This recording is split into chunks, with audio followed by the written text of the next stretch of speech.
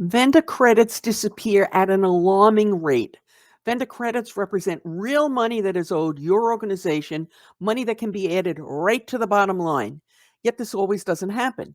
In this piece, we take a look at what vendor credits are, how they are created, and some slimy practices that some suppliers will use to try and hold on to your vendor credits. Stick around until the end when we discuss how, even when dealing with the most honorable of suppliers, your vendor credits may disappear. That is, they'll go up in smoke. And we'll show you how to avoid this. Hi, guys. I'm Mary Schaefer, founder of AP Now, the place where you go for the latest business intelligence if you work in, manage, or have responsibility for the accounts payable and/or payment function. All right, so let's get started. What is a vendor credit? What am I talking about here? Very simply put, it is money that the vendor owes you, the customer, usually through some sort of an overpayment. Now, these overpayments can come about in a number of ways, and they're not always so straightforward, and so sometimes you can't avoid them.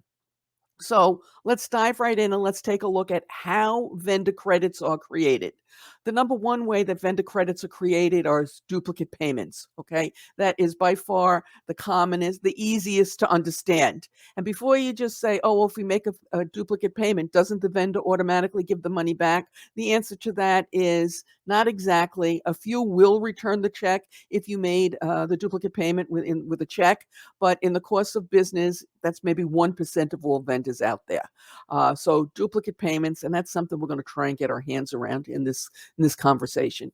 The next way that vendor credits sometimes get created are quantity discounts. This is likely to happen when you have several different locations ordering from the same vendor, and each of them individually won't qualify for the supplier discount, but when the activity is all added together, you do. Vendor credits can result from damage. If there was some damage to the goods, you paid the whole invoice, the vendor will sometimes give you a credit.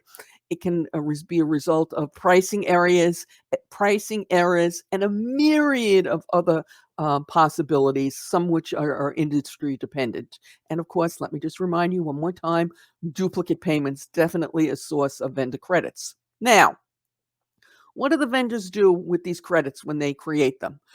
As we mentioned, a few will give them back. They'll either return your check if you've paid by check, or if that check's been deposited or it was an ACH, they'll return the payment to you. But as I said, that's about 1% of all vendors out there. Most of the time, what they'll do is they'll create a credit and put the credit on your account, and they'll issue a credit memo. Now, what happens next varies from organization to organization. Many times, the vendor who creates the vendor credit will notify you. They'll send the vendor credit to your organization. That doesn't mean that that credit ends up in accounts payable. It may end up in purchasing, and purchasing just files it, not realizing that they should be giving it to accounts payable, so accounts payable could use it when they are paying an invoice. Or maybe they even do. Maybe it does come to accounts payable. Either the supplier sent it to you or your purchasing team sent it to you, and it does get down to accounts payable, but your staff doesn't recognize it. They don't know what to do with it. So they either, oh, God forbid, pay it. But even if they don't pay it, maybe it gets filed away, whatever. The point I'm trying to make is that unless you take some action, a lot of these vendor credits are just going to disappear. Now, I mentioned that there were somewhat less than honorable practices that a few vendors will use when it comes to vendor credits. And I want to tell you what they are so that you can be aware of them and you can stand up when somebody tries to put this to you. You do not have to take this. So, practice number one, and you should be aware of this, is that some vendors, when you ask for a vendor statement, which you're going to do periodically, so you can try and retrieve all those vendor credits that are owed to you, some of them will suppress the printing of the credit on the supplier statement. And if you think that I'm making this up, well, A, I'm not, but B, think about your ERP system. Many ERP systems have the ability to produce a vendor statement and suppress the vendor credit. And the only reason they have this capability is people want to use it. So when you request a vendor statement, which we encourage you to do at least once a year for every vendor, more frequently for vendors who you have more activity with, make it real clear to them that you want it to show all open activity, including your open credits. Because if you don't Poof, there go your vendor credits. Okay, horrible practice number 2. Um, you should need to be aware that if you have a credit with a vendor that you're no longer doing business with for whatever reason, some of them will try and say, "Well, we can't give you that money back. You have to order from us." That's not true. They have to give you that money back. If you're entitled to that money, stand still, stand firm, demand that money back. You are entitled to it. You do not have to order more from them, okay? Because in effect, by demanding this, poof, there goes your credit again. And this is the third really horrible practice, slimy practice, I like to call it, that I've seen, and people actually put this in writing, which blows my mind that they actually talk about this. But they'll say, okay, you've got this vendor credit, you can use it to order from us. Duh, that's one of the things you're entitled to. But you can only order this class of goods, and typically it will be damaged goods, like maybe cans that are dented or something of that nature. You absolutely don't have to do that. You have every right to demand that money back, because otherwise your credits just disappear. Okay. So you have the right to demand your money back, and you have the right to use it if you want to pay for goods that are, 100% perfectly capable. Now, before we get to what happens if you don't recover your credits in a timely manner, emphasis on the word timely.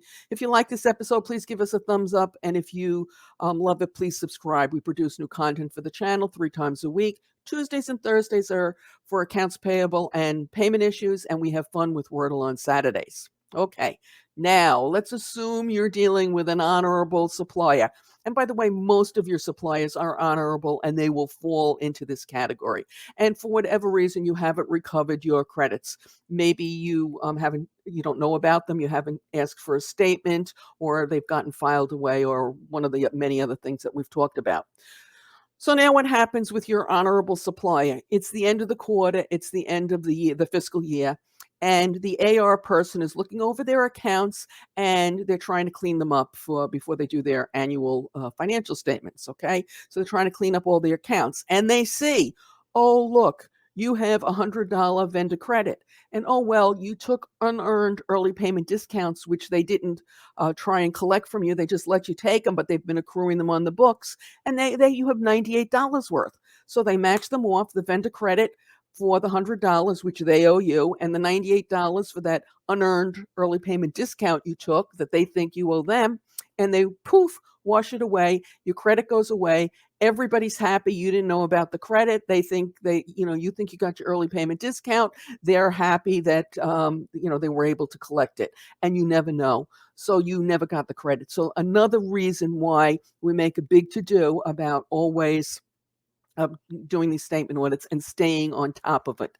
Okay, so this is with an honorable supplier, one who's not trying to rip you off or play any games. They just are trying to clean up their books, and they think by the way, they're doing you a favor, when in actuality you don't see this as a favor. Okay, so this will happen quarterly or annually. Therefore, you need to request these vendor statements and reclaim your credits in a very timely manner. Otherwise, you're going to lose them. Now, clearly, the best way to deal with vendor credits is not to create them in the first place. That way, you never give the vendor your money. But you don't always have control over the issues that lead to the creation of these credits. But what you can do is run a best practice invoice handling operation so you don't have a certain spurge of vendor credits. This is easier said than done, however. We recently did a talk on practices that lead to duplicate payments that any organization, including yours, can avoid. You can watch it right now using the link that will appear momentarily on your screen if you're watching this on YouTube, or is in the show notes below. As always, we appreciate your thumbs up, your shares, your subscribe, and your comments. Good luck.